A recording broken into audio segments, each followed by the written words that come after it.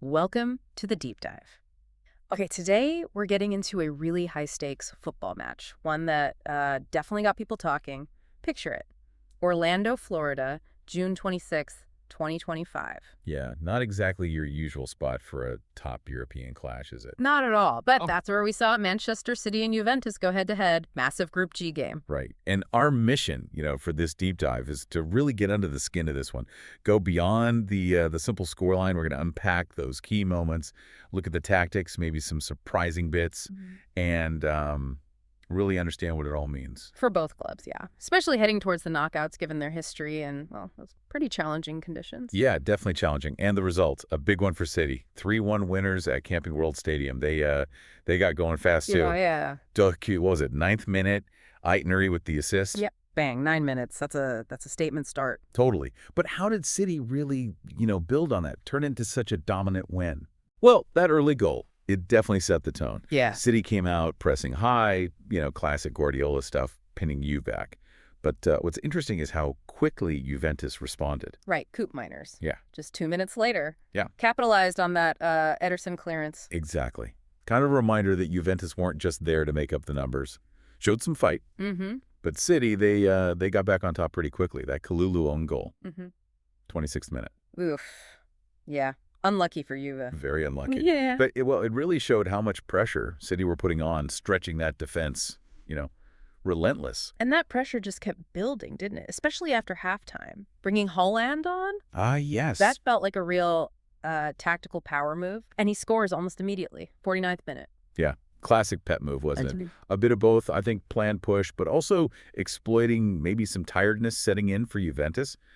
Haaland, he doesn't just finish. He pulls defenders, creates space. It changes the whole dynamic up front. And City just kept hold of the ball, kept pushing them back. Juventus were under the cosh constantly. Haaland then, well, he found the space that pressure created. Game over, pretty much. That level of control, especially when you think about their past meetings. Exactly. That's the really interesting context here. This wasn't just any old win. Historically, Juventus have kind of had City's number in UEFA games, right? They absolutely have. Before this, what was it, 7 meetings? Juve had won 3, City only 1. And didn't Juve beat them fairly recently, like December 2024? Yep, 2-0 in the Champions League. So for City to come out here in Orlando and win 3-1, that's significant. And scoring 3 against a team that hadn't conceded at all in the tournament before this match. That's the kicker.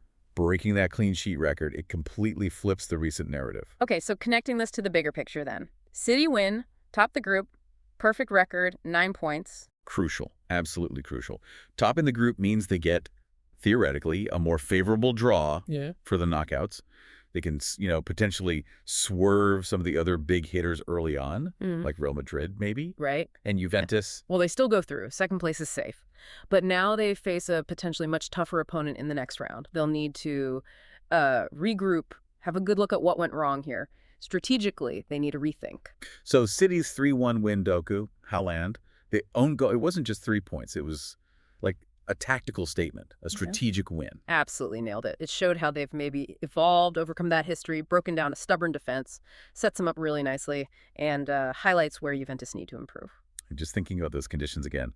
Orlando, over 30 degrees Celsius. Heavy rain, apparently. Yeah, Guardiola praised City's composure afterwards. So what does that level of performance, that mental strength under such, physical stress, what does that tell us about elite football now? What do you think is the most maybe underrated part of playing at that top level when everything, even the weather, is against you?